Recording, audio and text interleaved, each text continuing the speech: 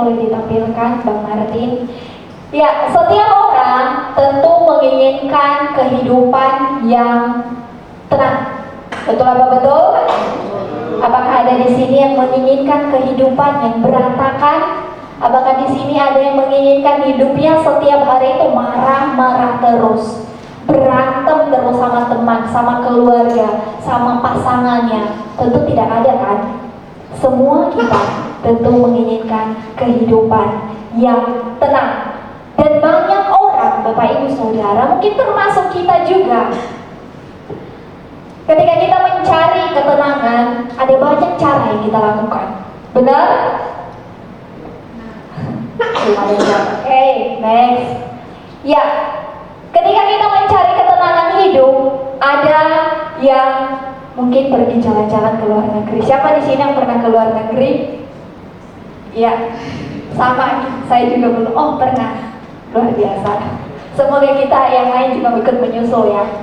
Ya, mungkin ada yang pergi ke luar negeri untuk mencari suasana yang baru. Ada juga yang ini pergi naik gunung untuk menikmati keindahan alam. Ada juga yang mungkin pergi ke laut menikmati indahnya laut. Jadi Bapak Ibu Saudara, apakah orang-orang ini atau kita sendiri mendapatkan ketenangan itu ketika kita pergi melakukan hal-hal yang demikian? Ya, sudah pasti kita akan merasakan ketenangan. Apalagi kalau kita yang introvert ya. Kalau berada di tempat yang hening, yang sepi itu rasanya tenang sekali. Tetapi ada hal yang perlu kita perhatikan, bahwa ketenangan itu hanyalah sementara. Ketika kita kembali ke tempat kita masing-masing, udah keingat lagi pergumulan hidupnya. Tetapi pada hari ini Bapak Ibu Saudara, mari kita sama-sama belajar dari seorang tokoh Alkitab yang juga pernah mengalami tekanan hidup yang besar, dan dengan pergumulan yang ia alami itu sehingga dia menuliskan kitab ini. Dan mari sama-sama kita membuka dalam kitab Mazmur pasal 62. Perenungan kita hari ini Bapak Ibu dari Mazmur 62 ayat 1 sampai 13, tetapi kita hanya akan membacakan ayat 6 sampai ayatnya yang ke-9 saja. Mari kita membacakan secara bersama-sama. Semua sudah mendapatkannya? Ya. Dalam hitungan yang ketiga, 1, 2, 3. Hanya pada Allah saja kiranya aku tenang, sebab daripadanya lah harapanku. Hanya dialah gunung batuku dan keselamatanku, kota bentengku, aku tidak akan goyah. Pada Allah ada keselamatanku dan kemuliaanku, gunung batu kekuatanku, tempat perlindunganku ialah Allah. Percayalah kepadanya setiap waktu, hai umat. Curahkanlah isi hatimu di hadapannya. Allah ialah tempat perlindungan kita. Bapak Ibu Saudara, kitab Mazmur ini dituliskan oleh Raja Daud. Tetapi di sini tidak ditulis, Alkitab tidak mencatat, memberikan data. Dia menuliskan itu ketika dalam situasi apa. Alkitab tidak menuliskan hal itu, tetapi ada beberapa penafsiran yang mengatakan bahwa Daud menuliskan Mazmur 62 ini yaitu ketika dia dalam masa pengejaran oleh Absalom. Ada yang tahu siapa itu Absalom? Absalom itu anak kandungnya sendiri. Jadi Daud ini masih bertata di Israel, tetapi anaknya sendiri berusaha untuk menjatuhkan dia. Bukan hanya menjatuhkan, tetapi juga menghilangkan nyawanya. Dan kita tidak berfokus di situ Bapak Ibu Saudara. Yang mau saya sampaikan kepada kita di sini adalah tentang tenang di tengah tetap tenang di tengah pergumulan. Kata tenang di sini dari bahasa Ibrani yaitu dumia, yang berarti diam, teduh, tenang, dan berserah dengan penuh percaya. Ketenangan yang dimaksud oleh pemazmur di sini adalah penyerahan aktif kepada Allah sekalipun dia sedang berada di dalam badai kehidupan. Dan Bapak Ibu Saudara, yang menjadi pertanyaan bagi kita adalah bagaimana kita tetap tenang sekalipun kita berada di tengah-tengah pergumulan itu. Karena berada di tengah-tengah pergumulan, kita sedang mengalami masalah, Bapak Ibu Saudara, itu susah sekali kita mendapatkan ketenangan. Tetapi di sini Daud yang sudah mengalami hal yang demikian mengajak kita semua untuk sama-sama belajar bahwa untuk mendapatkan ketenangan itu, yang pertama adalah kita harus mendekat kepada Allah. Sama-sama kita baca, mendekat hanya kepada Allah. 1, 2, 3. Mendekat hanya kepada Allah. Mendekat di sini Bapak Ibu Saudara dari bahasa Ibrani Elohim, yang artinya menuju kepada Allah, mengarahkan diri kepada Allah. Daud dengan sadar di sini mengarahkan hidupnya, mengarahkan pikirannya, mengarahkan hatinya tertuju kepada Allah, bukan kepada ketakutannya, bukan kepada masalah yang sedang ia hadapi, dan bukan mengarah kepada keputusasaan yang sedang ia alami. Bapak Ibu Saudara, banyak kita saat ini ketika kita mengalami masalah di dalam hidup kita, kita begitu sibuk mencari pertolongan orang lain. Kita begitu sibuk mencari bagaimana caranya saya menyelesaikan ini. Siapa kira-kira yang bisa membantu saya? Siapa yang bisa memberikan jalan keluar kepada saya? Kita begitu sibuk untuk melarikan diri ke hiburan-hiburan duniawi ini, Bapak Ibu Saudara. Dan bahkan ada yang menyalahkan keadaan, kenapa saya harus mengalami seperti ini? Karena dia tuh, makanya saya seperti ini.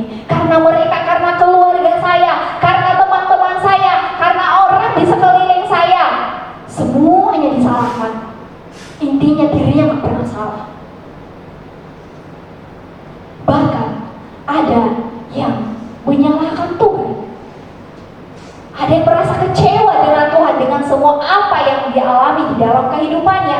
Tetapi kita melihat, mari kita belajar dari Daud, di mana Daud di sini melakukan hal yang berbeda, yaitu dia mendekatkan diri kepada Allah. Lalu yang menjadi pertanyaan kedua bagi kita adalah, mengapa ketika kita dekat dengan Allah, kita merasa tenang?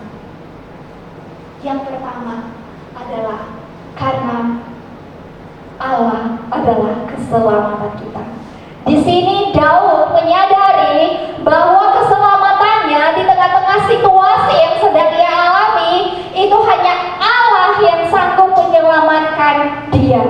Keselamatan di sini berbicara tentang pertolongan, berbicara tentang pembebasan, berbicara tentang pemulihan, berbicara tentang kemenangan. Dan kalau kita melihat Daud, seorang raja, dia kurang apa sih? Kalau kita melihat perjalanan Daud, Bapak Ibu Saudara, dia adalah seorang prajurit yang begitu hebat. Dia adalah seorang perwira yang begitu gagah perkasa. Siapa sih itu Absalom? Itu anaknya.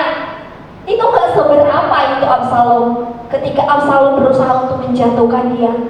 Tetapi Daud di sini dengan penuh kerendahan hati, ia berkata bahwa Allah adalah penyelamatku. Saul juga yang pernah mengejarnya, Bapak Ibu Saudara. Begitu banyaknya peperangan yang ia lewati. Kita melihat bahwa bangsa-bangsa di sekeliling Israel itu berusaha untuk memerangi mereka, tetapi Tuhan tetap memberikan kemenangan bagi mereka. Karena apa? Karena mereka jauh terlebih khusus mendekatkan diri kepada Allah.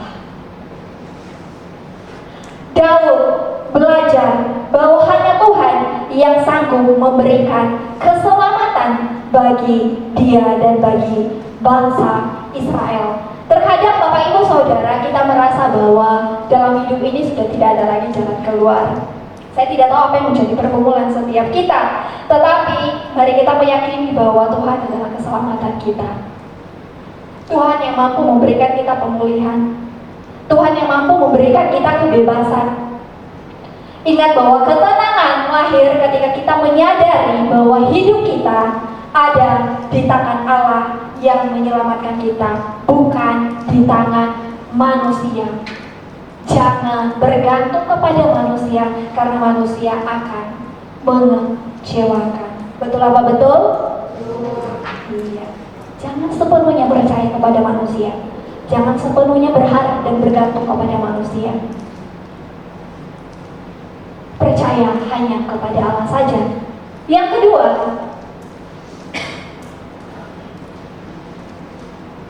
kenapa bisa sampai ke sini?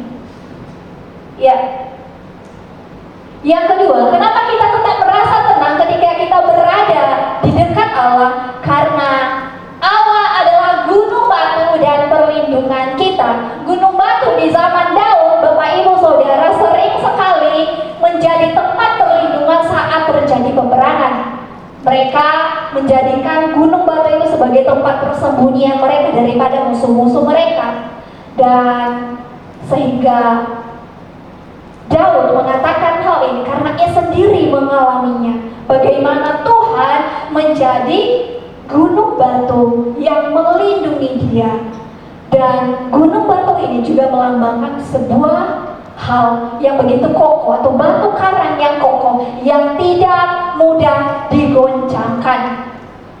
Ketika kita menaruh pengharapan kita kepada Tuhan, ketika kita menaruh hidup kita kepada pribadi yang tidak mudah tergoncangkan, maka kehidupan kita pun juga tidak akan mudah tergoncangkan. Apapun situasinya, apapun masalahnya, jika kita memandang hanya kepada Tuhan sebagai pribadi yang teguh, sebagai pribadi yang tetap kokoh, maka kita tidak akan bisa tergoncangkan, Bapak Ibu Saudara. Sekalipun bagi dunia, bahwa itu sesuatu yang mustahil, tetapi bagi Tuhan itu tidak mungkin. Tuhan tidak bisa melakukannya, jauh daripada apa yang kita pikirkan, Bapak Ibu Saudara. Sekalipun keadaan hidup bisa berubah, manusia di sekeliling kita bisa berubah, dan situasi bisa menggoncang kehidupan kita, tetapi Tuhan tetap teguh dan tetap kuat. Amin. Yang berikutnya adalah mengapa kita tetap dekat, mengapa kita tetap tenang ketika merasa dekat dengan Allah. Yang berikutnya adalah karena Dia adalah pengharapan kita. Pengharapan di sini berbeda dengan angan-angan Bapak Ibu Saudara. Pengharapan di sini adalah suatu keyakinan yang meyakini bahwa Tuhan tetap bekerja, Tuhan tidak akan meninggalkan, dan Tuhan memiliki akhir yang baik di dalam hidup kita. Sekalipun pada masa itu Daud belum melihat hasil daripada hidupnya, tetapi ia tetap meyakini bahwa Tuhan menolong dia dalam situasi yang ia alami. Untuk itu Bapak Ibu Saudara, kembali lagi, Daud ini adalah seorang raja. Dia tidak kekurangan satu apapun. Daud ini dikawal oleh prajurit-prajurit yang gagah perkasa. Daud ini memiliki harta yang begitu banyak, dan dia adalah juga seorang prajurit yang kuat. Bisa saja dia mengandalkan dirinya, tetapi Daud tidak melakukan hal yang demikian. Ia tetap percaya, ia tetap berharap pada Tuhan, bahwa hanya Tuhan yang mampu menolong dia dalam kesesakan yang ia alami. Kita kembali kepada pertanyaan utama, yaitu masih ada yang ingat pertanyaan utamanya tadi apa? Bagaimana tetap tenang di tengah pergumulan. Yang kedua, tadi yang pertama apa? Mendekat kepada Allah. Yang kedua adalah percaya kepada Allah waktu, bukan di saat-saat tertentu. Tetapi mari kita percaya sepenuhnya kepada Tuhan setiap waktu di dalam hidup kita, setiap detik, setiap menit, setiap jam di dalam hidup kita. Bukan hanya ketika kita dalam masalah, tetapi dalam situasi apapun, dalam momen apapun, mari kita tetap percaya kepada Tuhan. Percaya artinya di sini bersandar penuh kepada Tuhan, menaruh keyakinan penuh kepada Tuhan. Percaya tidak hanya sekedar dalam pikiran kita Bapak Ibu Saudara, tetapi penyerahan hidup sepenuhnya kepada Tuhan. Percaya kepada Tuhan bukan hanya di saat keadaan kita baik. Justru kepercayaan kita bisa dilihat ketika kita di tengah-tengah pergumulan. Untuk itu Bapak Ibu Saudara, mari kita tetap berharap kepada Tuhan. Jangan menggantungkan hidup kita kepada Tuhan. Iman yang sejati akan terlihat ketika seseorang tetap bersandar kepada Tuhan sekalipun keadaan belum berubah. Yang ketiga, bagaimana kita tetap tenang di tengah-tengah pergumulan hidup kita, yaitu mencurahkan isi hati kepada Tuhan. Saya mau tanya, ketika kita sedang mengalami masalah, kita sering curhatnya kepada siapa? Kepada teman. Kepada siapa lagi? Kepada siapa? Kepada Tuhan? Ya, memang harus begitu Bapak Ibu Saudara. Tetapi kenyataannya dalam hidup kita, ketika kita sedang dalam masalah, itu pasti kita cari pertama teman kita. Benar gak, Ros? Ya, pasti teman kita yang kita cari. Dora di mana ya? Dora, aku mau curhat. Aku lagi galau. Aku lagi kesel nih. Aku lagi kecewa sama dia. Benar gak? Kita sering sekali mencari manusia untuk bisa kita curhatkan semua isi hati kita. Tetapi kita lupa bahwa ada pribadi yang jauh lebih baik, yang siap mendengarkan setiap curahan hati kita. Bahkan dia merindukan kita harus mencurahkan isi hati kita, Bapak Ibu Saudara. Mencurahkan isi hati di sini jangan setengah-setengah.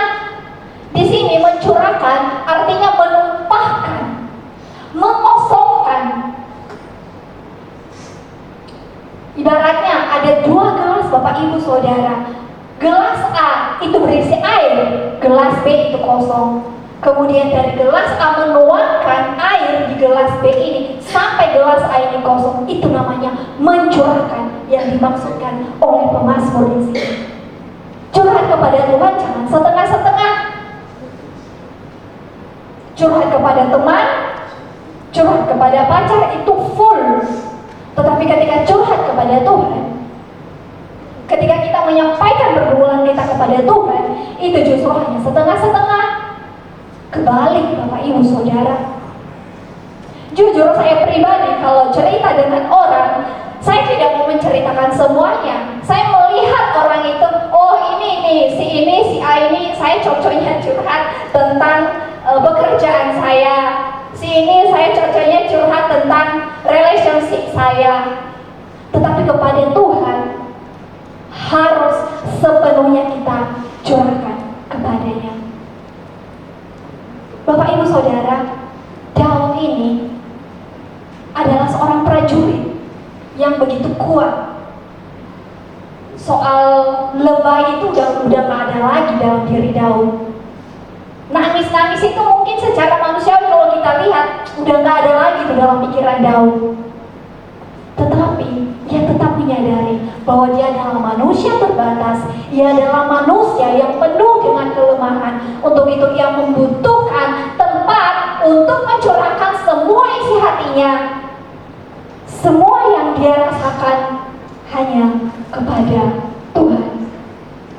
Jangan sok kuat. Jangan sok kuat. Kita semua adalah manusia yang lemah. Mari kita sampaikan semua isi hati kita hanya kepada Tuhan. Justru itu yang Tuhan rindukan bagi kita, Bapak Ibu Saudara. Tuhan tidak membutuhkan kita berdoa secara sistematis dari Sabang sampai Merauke, tetapi Tuhan hanya merindukan hati yang betul-betul jujur di hadapannya untuk kita curhatkan, untuk kita sampaikan kepada Dia, Bapak Ibu Saudara. Untuk menutup bagian ini, saya ada sebuah ilustrasi, yaitu ada seorang anak yang bersama dengan bapaknya itu naik kapal, Bapak Ibu, dan di tengah perjalanan ini mereka mengalami goncangan yang dahsyat, ada badai datang yang membuat mereka semua orang-orang di situ begitu takut, yang membuat mereka sudah putus harapan. Tetapi anak ini tetap merasa tenang, dia santai, sehingga ada orang-orang di sekelilingnya dan salah satu bapak melihat, loh kok anak ini begitu tenang ya. Sementara kita semua yang berasa takut, tetapi ini anak begitu tenang. Kemudian orang itu mendekati anak ini dan dia bertanya, "Nak, kenapa kamu tidak takut? Apakah kamu tidak melihat badai ini?" Lalu anak ini menjawab. Ayo kita sama-sama baca bagian ini. Kelihatan nggak? Kelihatan. Enggak kelihatan? Ya. Buat yang bisa baca aja boleh? 1, 2, 3. Saya tidak takut karena saya adalah kapten kapal ini.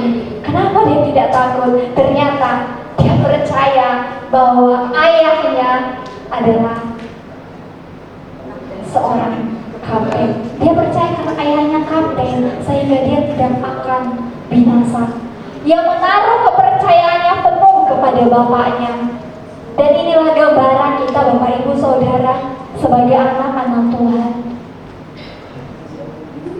Mari kita serahkan semua ketakutan kita kepada Tuhan. Mari kita percaya bahwa dalam situasi apapun, entah itu masalah keluarga, entah itu tekanan ekonomi, entah itu sakit penyakit, entah itu kekecewaan, entah itu pergumulan dalam pelayanan, apapun itu, tidak ada alasan bagi kita untuk tidak tenang.